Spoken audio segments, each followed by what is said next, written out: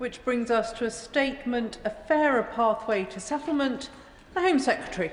Yeah. Thank you very much, Madam Deputy Speaker. With your permission, I will make a statement on a fairer pathway to settlement for migrants.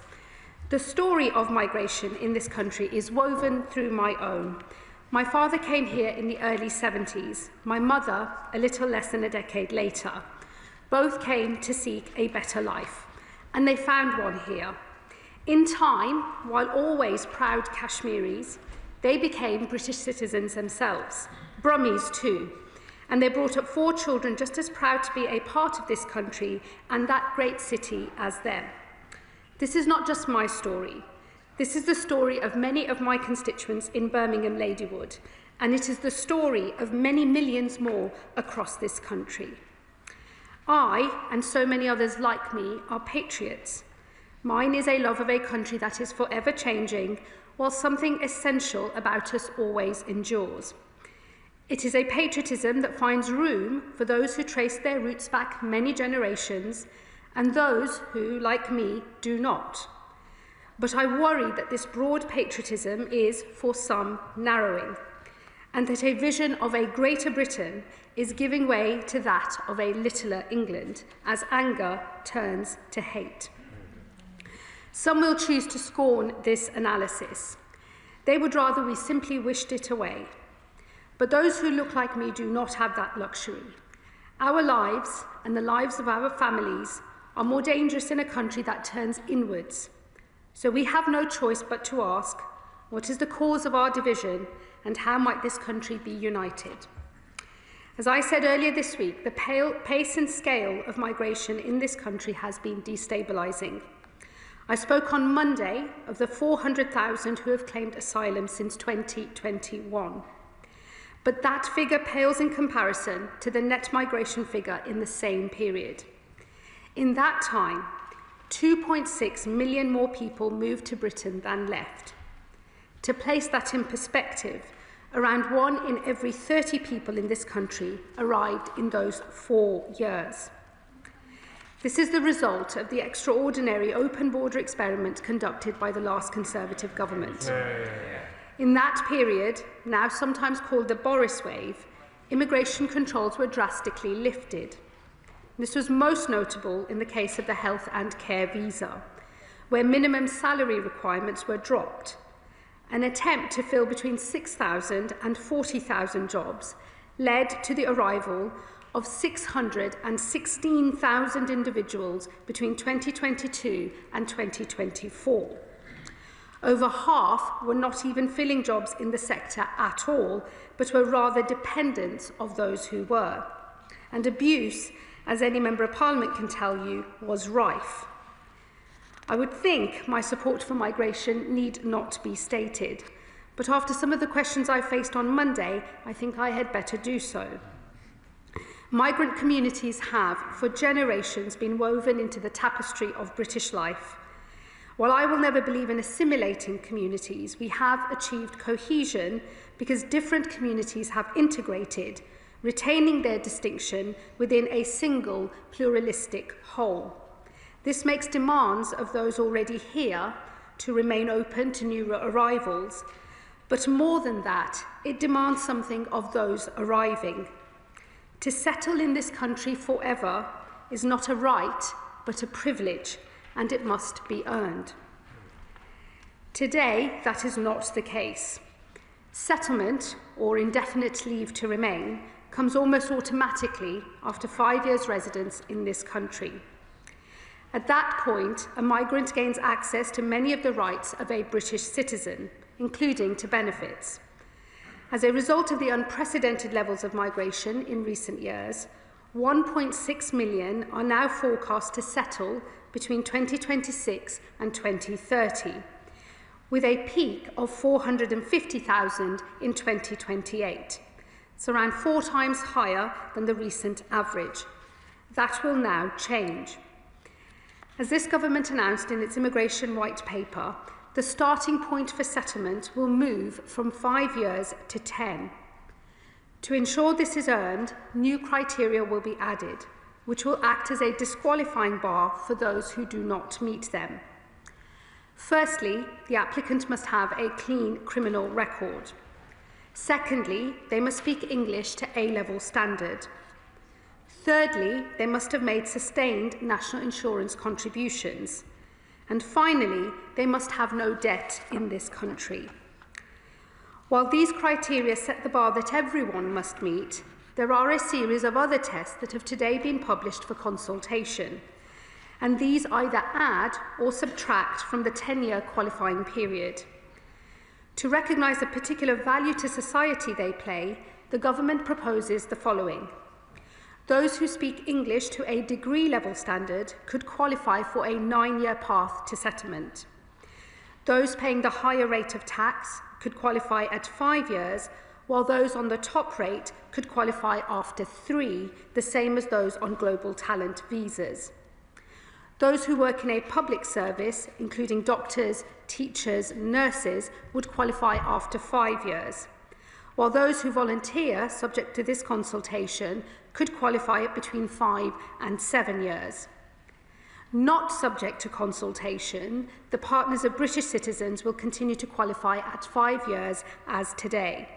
And this is also true of British nationals overseas from Hong Kong, who will qualify at 5 years in honour of our unique responsibilities to them. All grants under the Windrush and EU settlement schemes also remain unchanged. While some will be able to qualify for settlement earlier than 10 years, others will be forced to wait longer. Once again, these are subject to consultation, but the government proposes that those who have received benefits for less than 12 months would not qualify for settlement until 15 years after arrival. For those who have claimed benefits for more than 12 months, that would rise to 20 years. To encourage the use of legal routes into this country, those who arrive illegally could see settlement take up to 30 years. As has already been set out, refugees on core protection will qualify for settlement after 20 years, although those who move to a work and study visa could earn settlement earlier, and those arriving by a safe and legal route would earn settlement at 10 years. This consultation is open on some cohorts of special interest. This includes settlement rights for children, members of the armed forces, and victims of certain crimes. As well as considering the responsibilities that are expected of those who seek a permanent life in this country, the consultation also raises the question of the rights that will be provided. Specifically, it proposes that benefits might not be available to those who have settled status, reserving them instead for those who have earned British citizenship. Finally, this consultation addresses the question of the so-called Boris wave, specifically the cohort of lower qualified workers who entered the country along with their dependents through the health and care visa, some of whom are never expected to be net economic contributors. It is right that we apply more stringent controls for this group, and for that reason we propose they should wait 15 years before they can earn settlement. Crucially, for these and every other group mentioned here, we propose these changes apply to everyone in the country today who has not yet received indefinite leave to remain, though we are seeking views on whether there should be some transitional arrangements available. May I make one thing absolutely clear, though? We will not change the rules for those with settled status today.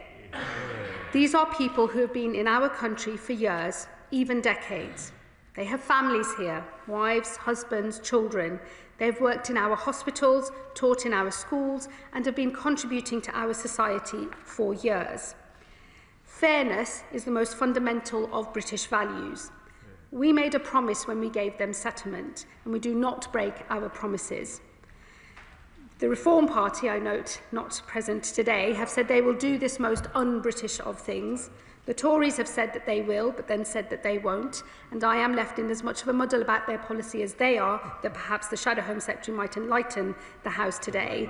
But I can be clear that on this side of the House, we won't change the rules for those with settled status. Madam Deputy Speaker, as this consultation shows, we also listen to the British public, and I encourage all those interested to make their voices heard. Today, I have set out what we propose and, perhaps more importantly, why. I love this country, which opened its arms to my parents around 50 years ago.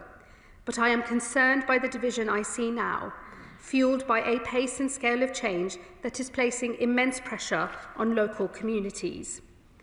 For those who believe that migration is part of modern Britain's story and should always continue to be, we must prove that it can still work, that those who come here contribute, play their part, and enrich our national life.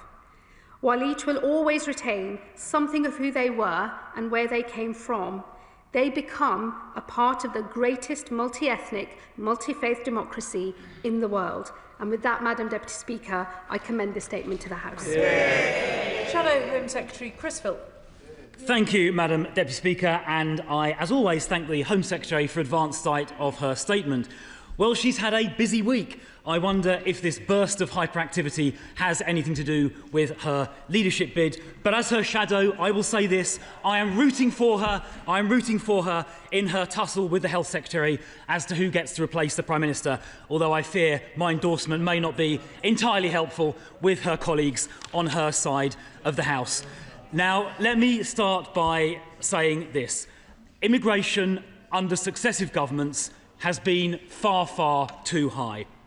That has included illegal immigration, which since the general election across the Channel has surged, with 10,000 illegal immigrants crossing just in the 75 days the Home Secretary has been in post alone. Last year, the first year of a Labour government, there were a record ever number of new asylum claims, and the number of illegal immigrants accommodated in hotels has gone up under this Labour government, even though they promised they would reduce numbers. But of course, besides illegal immigration, on which this government is so clearly failing, legal migration has been far, far too high as well, absorbing the equivalent of half the new housing supply in recent years. Allowing mass low-skilled migration is actually bad for the economy, not least when we have 9.5 million working-age people here out of work. And mass low-skilled migration without integration has placed all kinds of pressures on society, not least because there are 1 million people here who don't speak English at all or properly, or the fact there are 10,000 foreign citizens in prison. Where I suspect we do agree is that limited, very limited, high-skill migration is a good thing, but the days of mass low-skill migration must come to an end. Now, Madam Deputy Speaker, there is much in this statement I support, not least because so much of it is so familiar. The idea of a 10-year route to ILR is something that we proposed in amendments to the government's bill, I think around about 9 months ago. Inexplicably, the Labour Party inexplicably voted against those measures here just a few months ago, and now they've adopted them. We also proposed removing benefits from foreign citizens, including those on ILR who don't have British citizenship, and this consultation document now looks at doing the same thing. So I am delighted, Madam Deputy Speaker, to see that the Shadow Home Secretary, upon arrival at number 2 Marsham Street, has got out the copy and paste function on her laptop and started copying and pasting conservative policies. Now, I do, however, have one or two detailed and specific questions, which I am asking in a spirit of constructiveness, given she has adopted so many conservative policies. Now, she said importantly that these policies on ILR qualification would apply to those people here already. She is absolutely right to say that, and I support it. She mentions transitional arrangements. I would just urge her to be very cautious about that, lest it creates loopholes. But does she have an estimate she can give to the House as to when these new measures will be implemented? Because the rules that she referred to took effect, I think the previous rules around legal migration started in January 2021.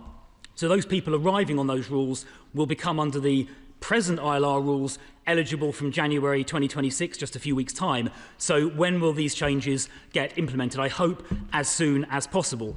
Now, she also mentions that to qualify for ILR at 10 years, you need to have made national insurance contributions. I've tried to get through the consultation document in the last half an hour.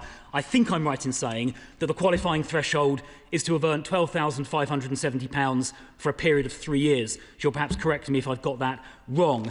But that does strike me as a very low level of earnings, and I would urge her to consider setting that level higher. £12,500 for 3 years would not represent a net economic contribution to this country. I think that threshold should be set a great deal higher, and I would urge her to seriously consider that.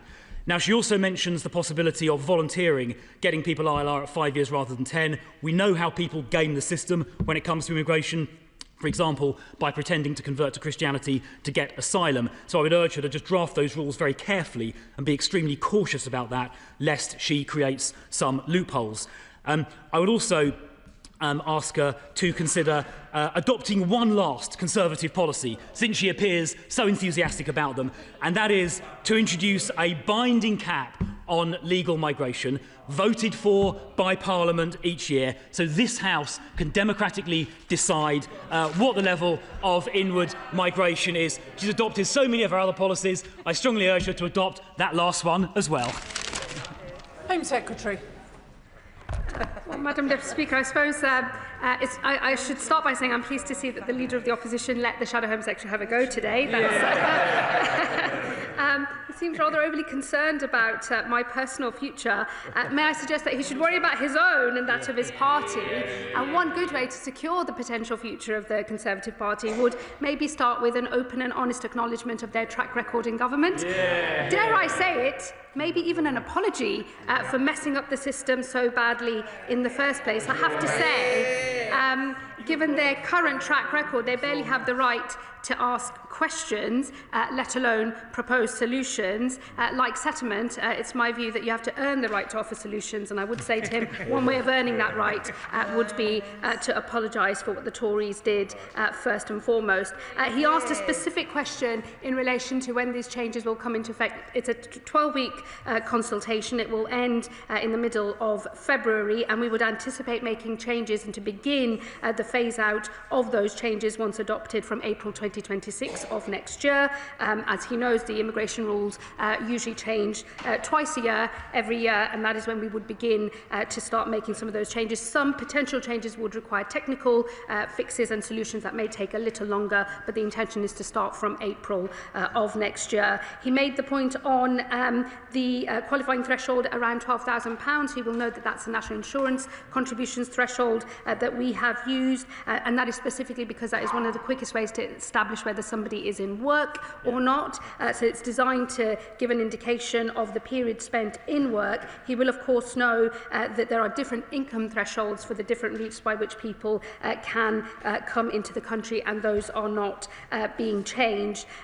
He made a valid point on ensuring that the new system, as we develop it, mustn't have any loopholes. I will, of course, be very alive to that, and as we discussed at length in the House on Monday, there is a relationship between some types of visa overstaying and, of course, coming straight into the asylum system as well, and I'm very alive to those risks, and we will do everything we can to shut that down. This will be, in the end, a whole package of reforms across both the illegal migration system and dealing with asylum, as well as legal migration, to clamp down on abuse and retain public confidence in running a migration system overall and in the asylum system in particular. And what can I say on the cap? I mean, the cap has had a long life in the Conservative Party, and I would just gently say they never managed it in 14 years themselves. I don't think we're going to be pursuing that failure now. Dame Meg Hillier. Thank you, Madam Deputy Speaker, and I applaud my right honourable friend on many points, not least debunking the idea that a cap is going to solve anything or is even achievable.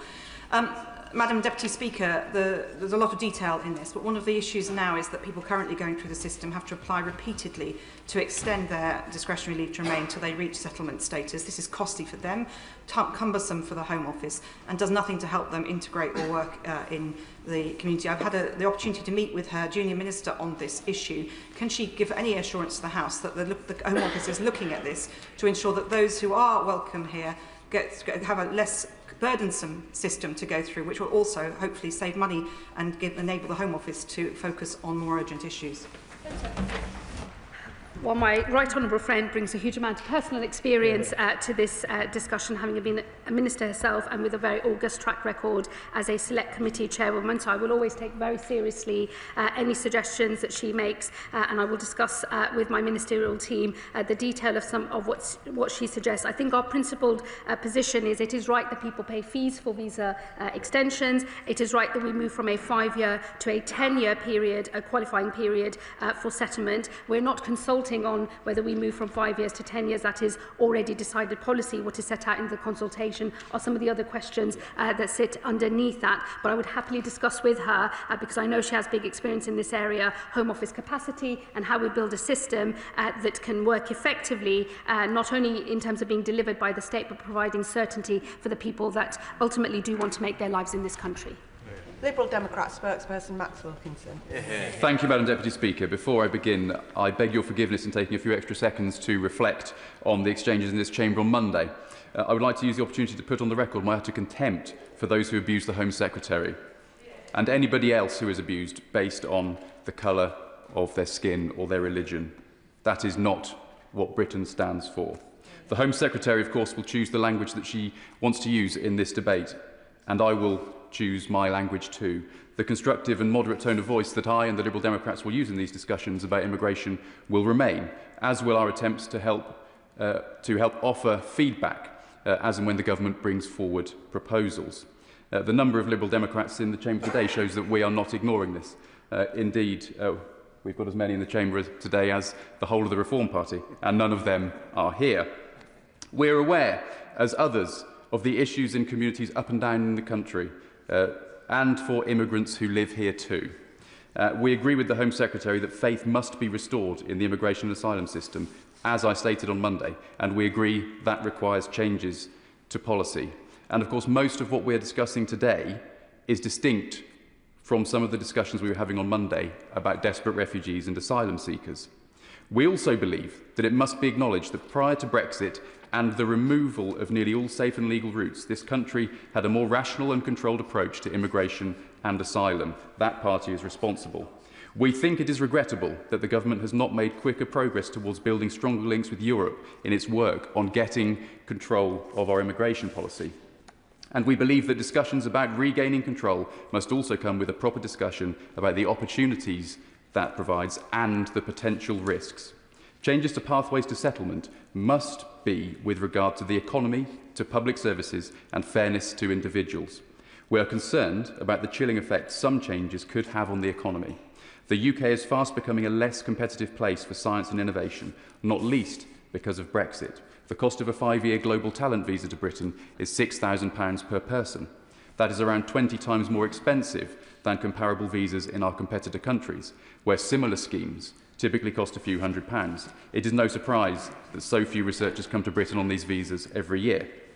Cancer research alone spends £900,000 annually, money that could be better spent on setting up research labs instead. The government must also be careful about the effect its rhetoric and policy will have on our public services. The NHS is heavily reliant on nurses and staff who are not British nationals. So has the Home Secretary made an assessment of the risks that some will leave, and what steps is this government taking to develop domestic talent in the health and care sector? Thank you. I thank the Lib Dem spokesperson. I don't propose to revisit the detail of our exchanges on Monday, but what I will say to him is I will always listen to constructive contributions wherever they come from in this House, and I will reflect on the points that the Liberal Democrats will be making in order to be constructive. One thing where we will perhaps continue to disagree is I think it's just important we acknowledge that there is concern across our country. It is not made up, and it does demand answers of politicians. And that is a point of, I hope now, agreement between us. I think he made a point in relation to the asylum system. Forgive me, I didn't pick it up directly, so if I don't address it now, he's welcome to write to me on that point.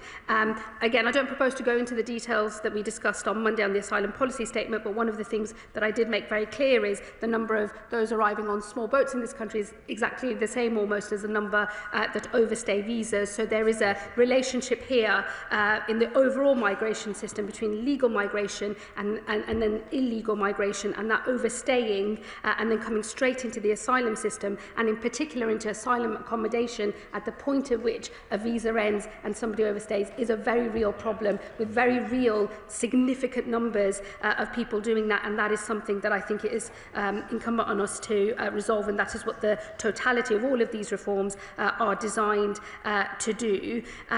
He will, of course, know that the government has made huge strides in resetting our relationship with the European Union, and these are matters that we discuss very closely with our counterparts in Europe, and I think that the progress since the EU reset has been considerable, and we will continue to build on that. Once again, though, I don't propose to revisit old debates. We live in a new reality, and we are forging a new path ahead.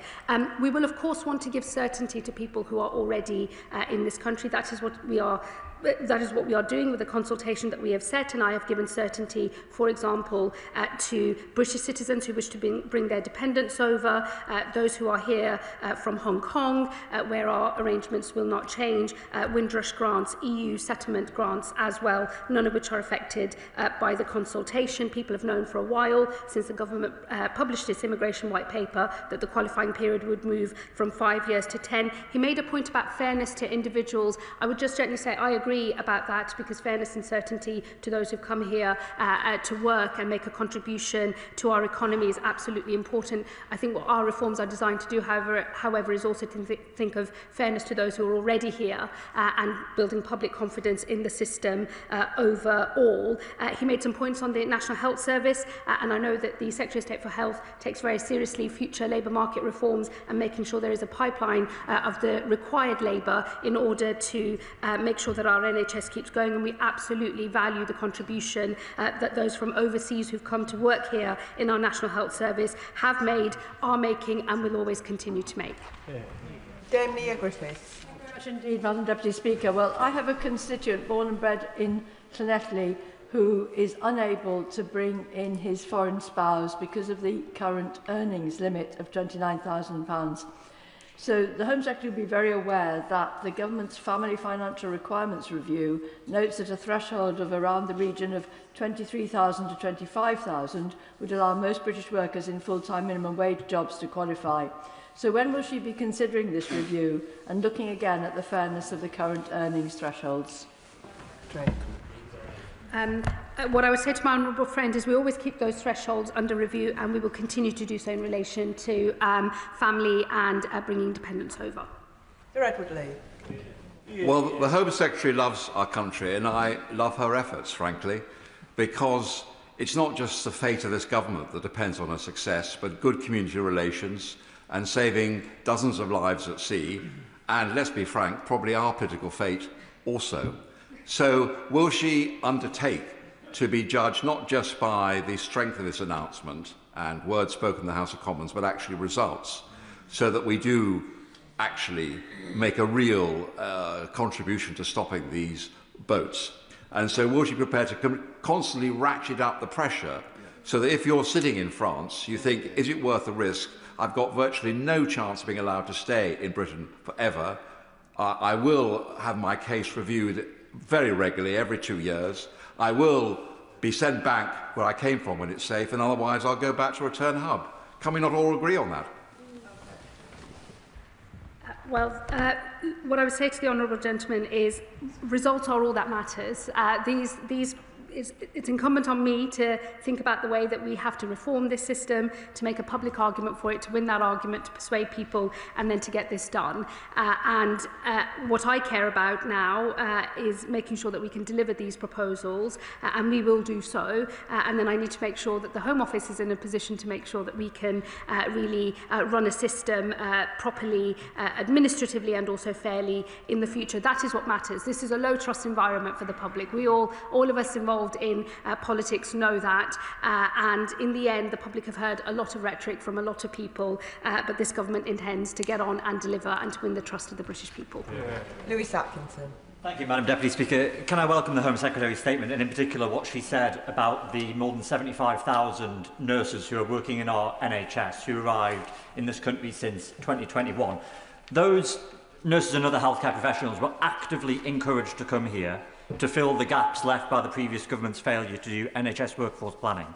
And since they arrived, they've served our communities and cared for our citizens with distinctions. So can I welcome what she said about maintaining a 5-year route for those who are engaged in public service?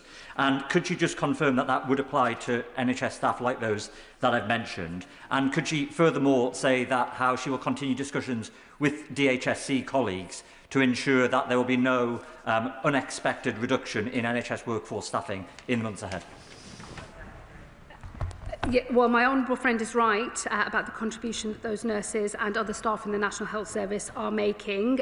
He will know that we are consulting specifically on the element of the proposals that relates to public service and that getting you a 5-year discount on the qualifying period. No doubt he will make his own responses to that consultation. We have heard those too. But of course, in the normal run of things, public service would include those who work in our critical public services.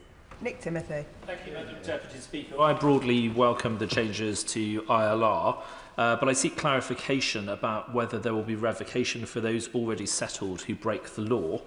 And why is the government proposing making low-skilled workers who are net fiscal recipients wait for 15 years for ILR instead of telling them to just leave the country? And on the broader question of immigration, the government says it wants to get the numbers down. The Boris wave was a disgrace, that is correct. But of the measures implemented so far by this government, they are projected only to reduce the numbers of people coming here by 61,000 a year. That's before we take into account the new rules for Gaza, for Afghan dependents, and for the schemes launched this week by the Home Secretary. And it's in fact less than the revision by the ONS of the numbers coming last year. So if she does want to get the numbers down, when will the Home Secretary bring forward new policies to make sure that the number of visas issued falls by the hundreds of thousands as soon as possible? The ability to revoke indefinite leave to remain, those powers are not going to change as a result of this, and he will know that the specific provisions in relation to foreign national offenders are also going to be unaffected. Separately, we are going to review the threshold in relation to criminality because the current rules have worked on the basis that you cannot qualify for indefinite leave to remain if you've received a sentence of 12 months or more. But given the changes that are being brought forward in the sentencing bill and others, we will be looking at all of that threshold in its entirety. He's raised a point around retrospectivity. We will also be reviewing that as we review all of the criminal thresholds that apply here. He said another question in the middle bit, and forgive me, I missed it. Well, if he will write to me, I will come back to him because I think he's asking about wage thresholds.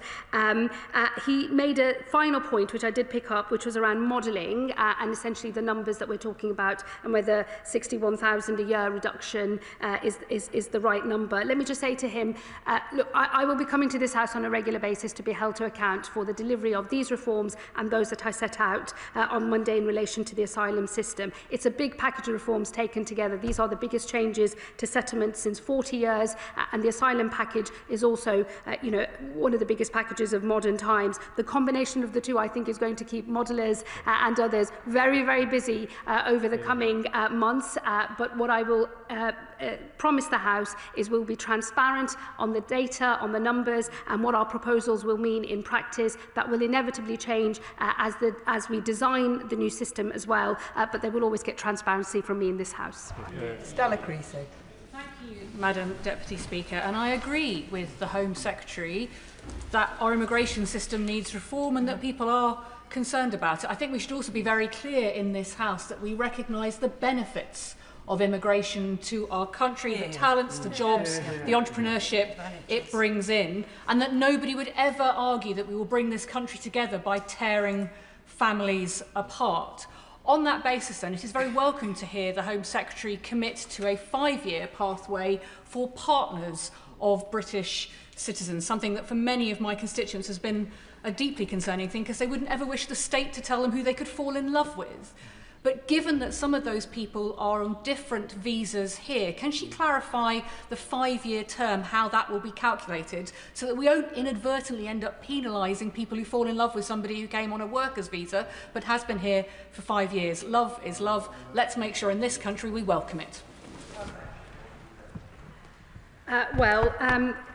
None of the rules about marriage in country, as it were, are going to change. But I'd be very happy if she wants to send me some of her constituency examples to have a look at that. I think it's important that we have a distinction between what citizenship unlocks as a set of rights for British citizens compared to those who are working here, who may not have settled status, who may acquire settled status. I think it's right that in the consultation we open a question about what is unlocked in terms of the British state and your rights here at citizenship as well as at settlement. But I'd be very happy to discuss these matters with her in more detail, and I'm sure I will do so over the course of the next few months.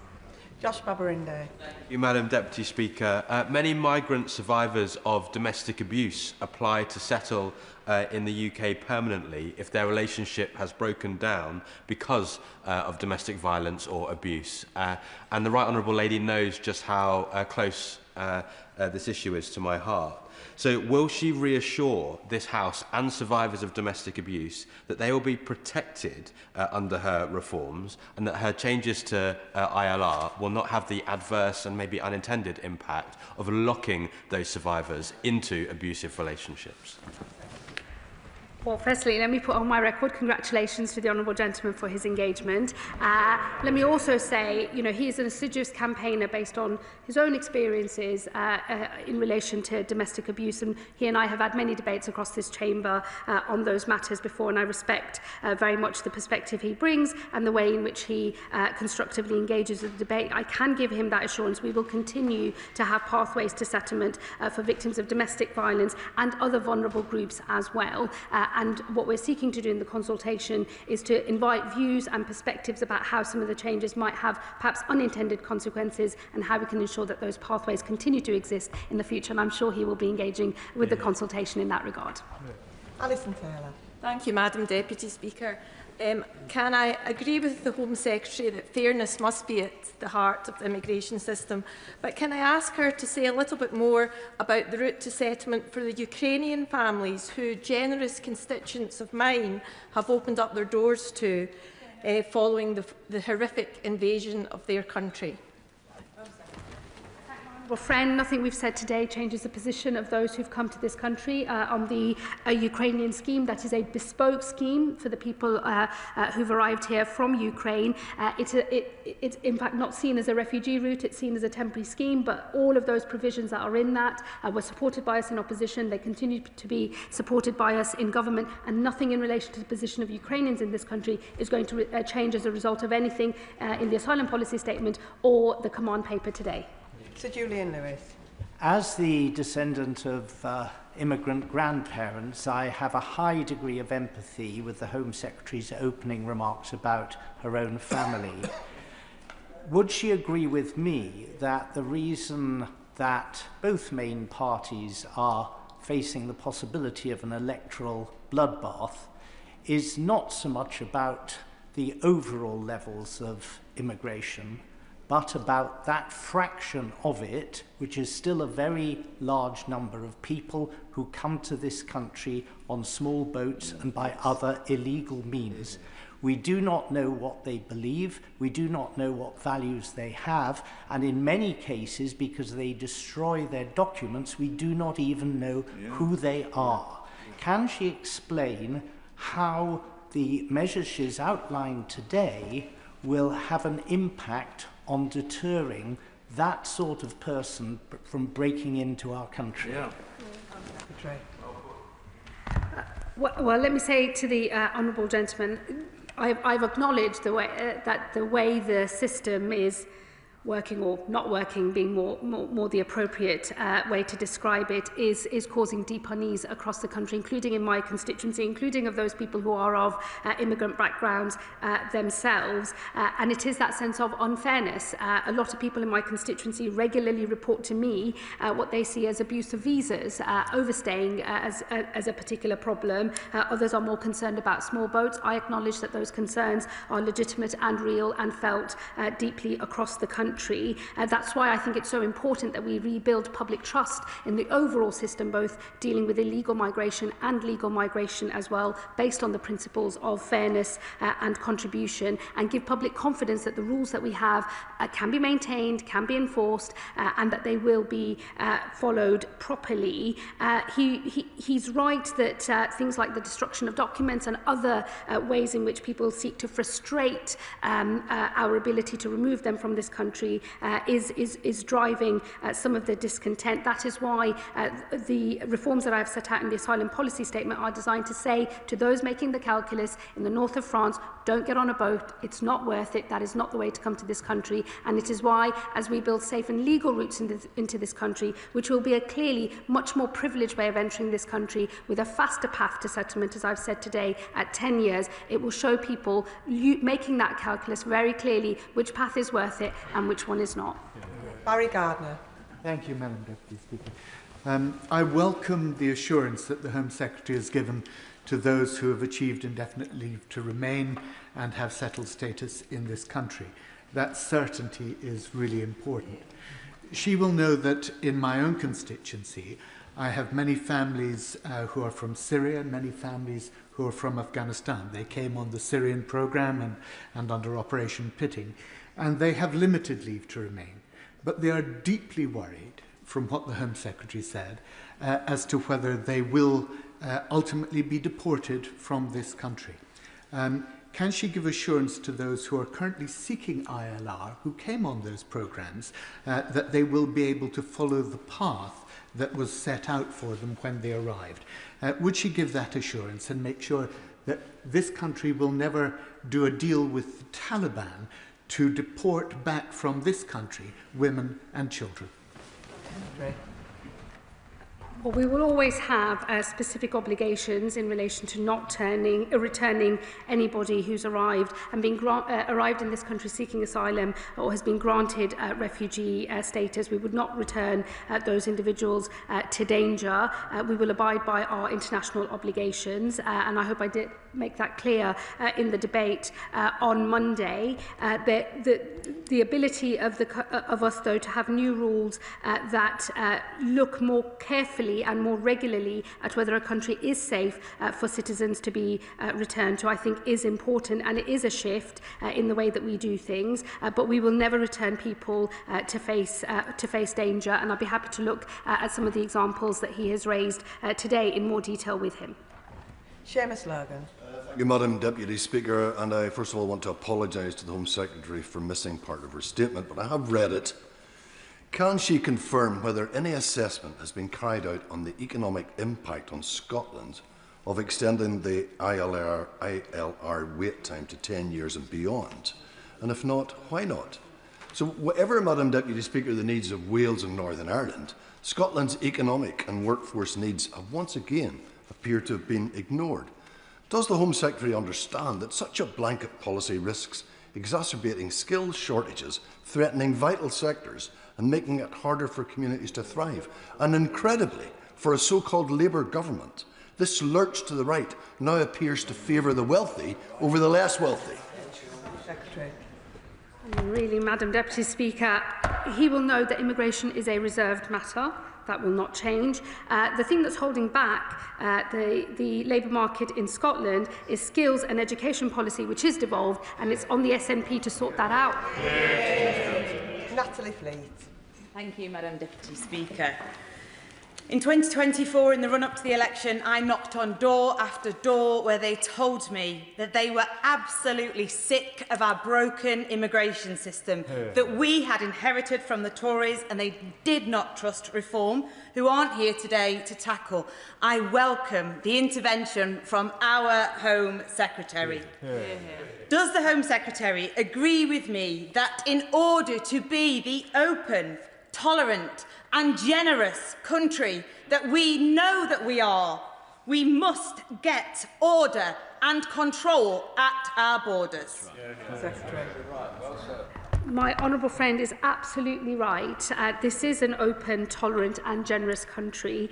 And what I have acknowledged in the reforms I've set out both today and on Monday is that there is a condition to unlocking the full extent of that openness, that tolerance and that generosity. And it is about having order and control at our borders, a fair, managed asylum and immigration system where the principles of fairness and contribution are at the heart of it. That is the way that we can prove to the public it is possible not just to have an asylum system at all, but one that they can also be proud of. Dr. Kieran Mullen. I'm not sure it helps the Home Secretary's cause me to have a great deal of respect for her, and I thought her interventions this week particularly pointed towards members of her own party on the left, that actually they are going to make the cause they choose to champion more difficult if they don't get this system under control as a whole was very important. Actually, those people that support asylum and refugee processes and want them to be there in the future need the system to be brought under control. But my sincere question relates to what I would describe as the tinkering around the edges of the human rights laws. The Home Secretary must know that whatever she does to clarify the fringes of the rulings that the ECHR has made over the years and created a case law that forces our judges to rule in the favour of spurious claims, can't change that. That those rulings are those rulings, unless we're willing to, at the very least, derogate from some elements of the court's decisions. How does the Home Secretary really think that we can override those well-established rulings that give enormous amounts of rights to people when they're making their asylum claims? Yeah, that's right. That's enough of it. Well, look, I think he and I have an obvious point of difference on the European Convention on Human Rights. This government will not be leaving that European Convention. We don't see the case for derogation or any other measures. We do believe it is possible to achieve the reforms that we need by legislating for the way in which Article 8 applies to immigration cases, by defining family life and more tightly drawing up what is known as the public interest test. We will debate that legislation in this House in a great deal of detail, but I hope to show to everyone who is currently a sceptic of our ability to stay in the ECHR and get control of our migration system that it is possible to do both of those things, to abide by convention rights, the Human Rights Act, which has brought those rights into our domestic legislation. It's a very important piece of international, it's an important international treaty, and we don't see any reason to leave it or derogate from it. But I do hope that members opposite will engage in good faith on the changes that we seek to make to Article 8 and the immigration rules in particular, because we think that that is one of the best changes we can make to get control of our migration system. Members will notice that we have got two debates after this business. So if I could ask remaining members, I'm going to finish this statement in around 10 minutes, so if I could ask remaining members to please keep their questions and then the Minister keep the answers short. Orinda Just. Deputy Speaker, excuse me, as I am someone who was not born in this country, does the Home Secretary agree that we should not stop talking about the benefits of immigration whilst managing migration, and as she has already acknowledged that we will always offer sanctuary to those truly fleeing peril, does she also accept that for those people we should be making settlement and integration into British society quicker and easier and not more difficult?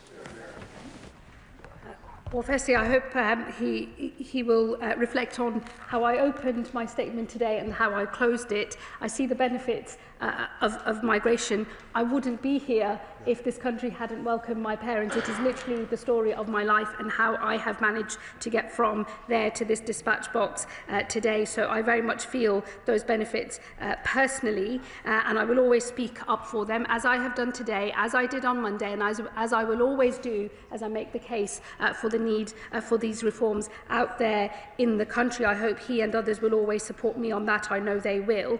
I've also made clear that we will always offer sanctuary. I want us to be a country that offers sanctuary to those who are in need. That is why it is so crucial that we get order and control back into our asylum system and open up new safe and legal routes. And it is important that today I've confirmed that those safe and legal routes will have the earlier 10-year path to settlement. That is what will enable the integration we all want to see. Slade.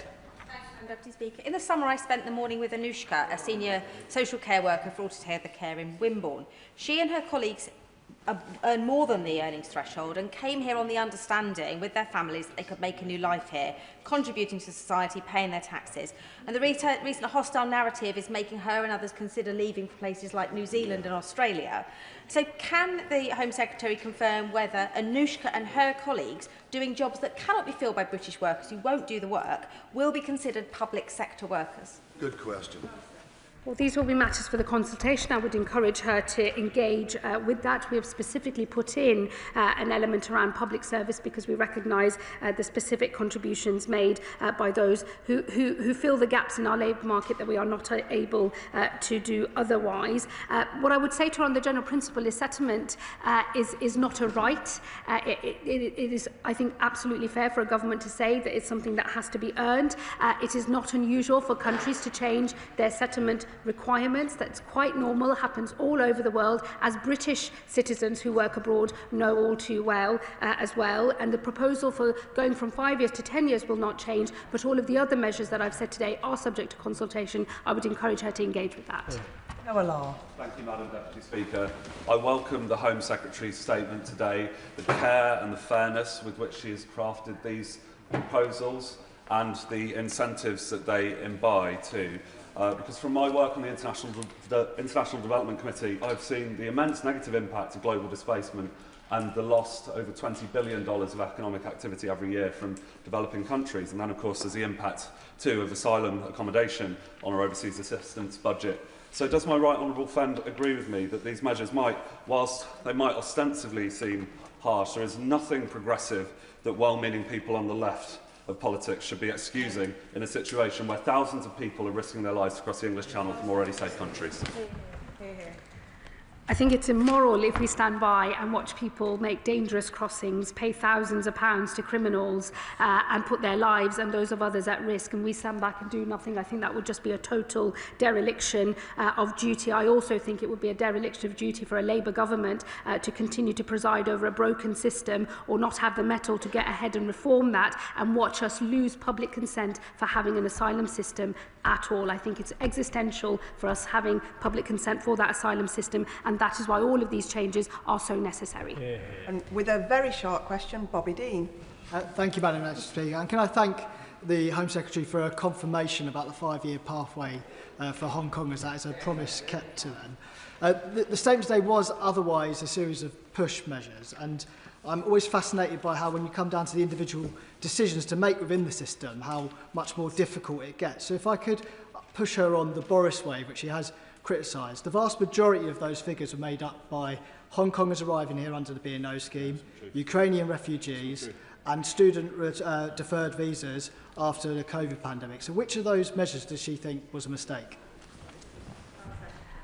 Well, look, I was very clear about our responsibilities towards Hong Kongers, that the issues in relation to the Ukraine scheme are not going to change, but he will also know the stats in relation to health and care visa holders, primarily those who came to work in adult social care work. They will be the main contributors to the settlement increase between 2027 and 2029, because they will be making up nearly half of all settlement grants in 2028. So look, I think the figures here really do speak for themselves. It is important that the government moves to deal with such a vast number that is happening over the next few years. I think it is right that we therefore extend the path to settlement and ask some questions about how we manage the situation in the future.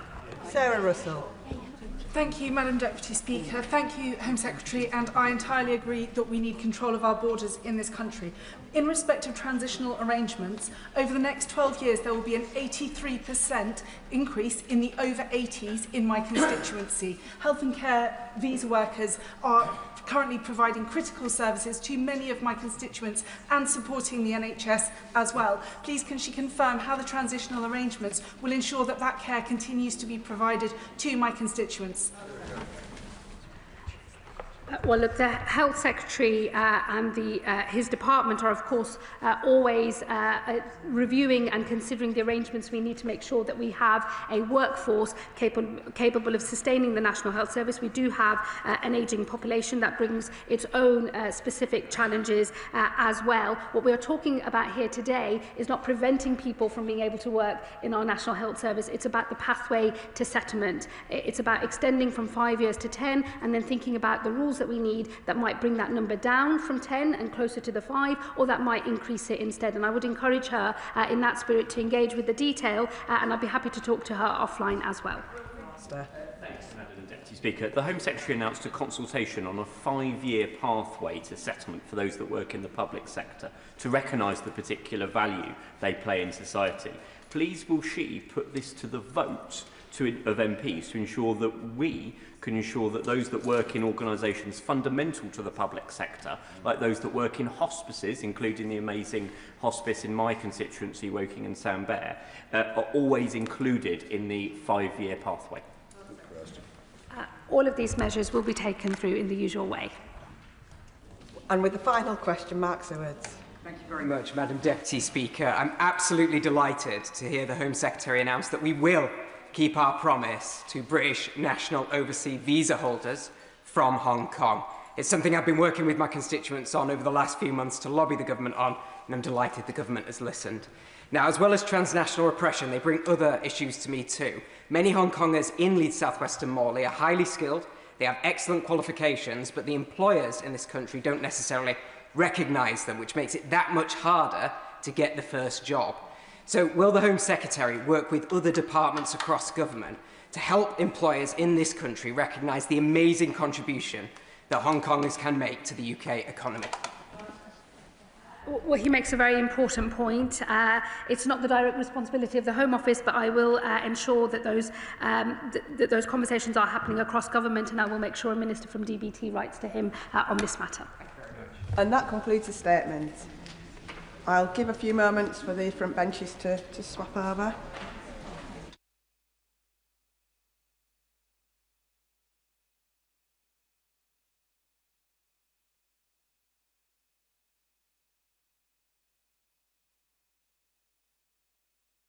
Welcome to the Select Committee statement on behalf of the Justice Committee. Andy Slaughter will speak for up to 10 minutes, during which no interventions are taken. At the conclusion of his statement, I will call members to ask questions on the subject of the statement. These should be brief questions, not full speeches. Can I emphasise that questions should be directed to the Select Committee Chair and not the relevant Government Minister? Front benchers may take part in questioning. I call Andy Slaughter.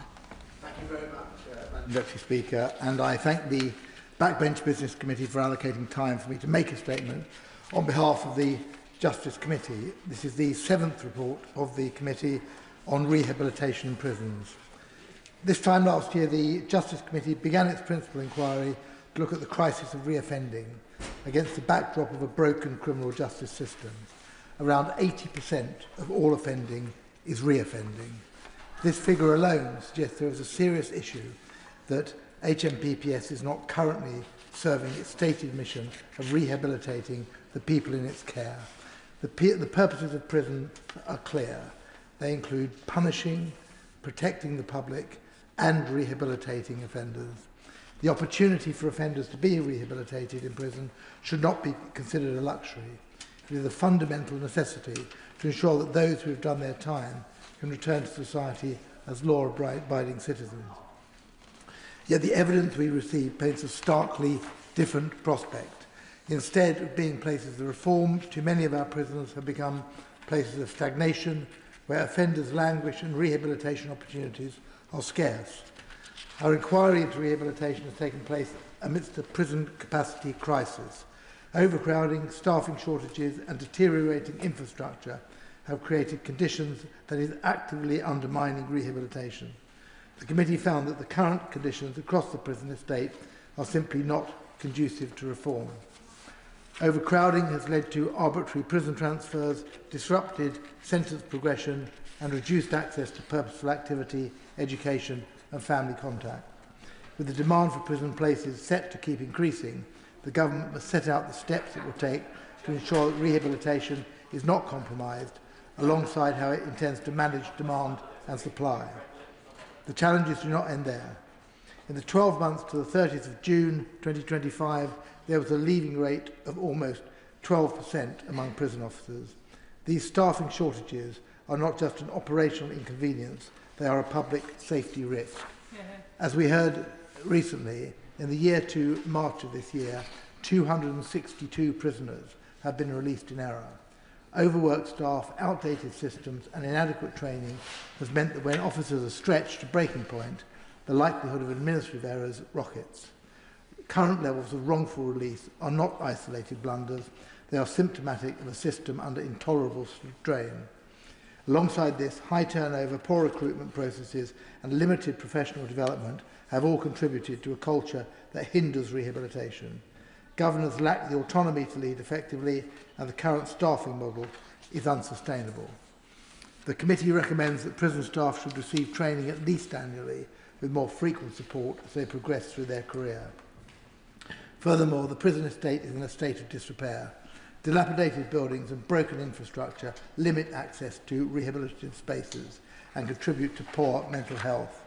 Despite recent capital investment, it remains unclear how the government intends to address the £1.8 billion maintenance backlog. This backlog is not just a financial figure, it represents real barriers to rehabilitation.